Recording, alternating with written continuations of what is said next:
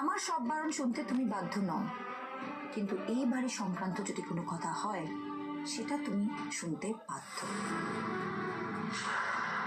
আর এই বাড়ির বউ হিসেবে এই বাড়ি সংক্রান্ত আমি যদি কোনো কথা বলি সেটা তুমি শুনতে বাধ্য। ওর কথার এত গুরুত্ব দেওয়ার দরকার নেই, যাও যাও গিয়ে দাদু ভাইয়ের কাছে তুমি বসো, আমি বলছি। বলছি তো ও থাকবে না। হ্যাঁ, আমরা কেউ থাকতে পারবো না। আমার দিদিকে ডেকে আনছি। আমার দিদি এখানে আসলে দাদু ভাইকে যখন ও পাহারা দেবে তখনই আমি এখান থেকে বেরোবো। কি তুমি বলবে তাই হবে? পেয়েছো বুঝি? তুমি না এই বাড়িতে আমরা তাকে অ্যালাউ করবো না। কিছু এখন দিদিকেও নিয়ে আসছে। আমি তো একেবারে সভ্য নই, আমি খুবই অসভ্য। তো এই বাড়ির অনেকের মধ্যেই ফেক সভ্যতাতে আমি বিশ্বাস করি না।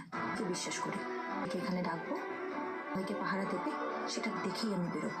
আমি দাদু ভাইয়ের কাছে অ্যালাউ করবো না। কি আমাদের বাড়ির লোক? ওকে না দিয়েও তো আক্কা করি না।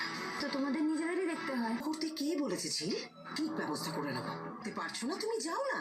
সেটা আমরা ঠিক দেখে নেবো, এটা আমাদের।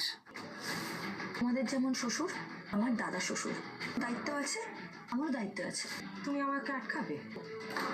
আটকানোর চেষ্টা আমাকে করতেই হবে। সামান্য লড়াই জেতার জন্য তুমি দাদু ভাইয়ের কোনো ক্ষতি করে দেবে, এই হতে দেবো না।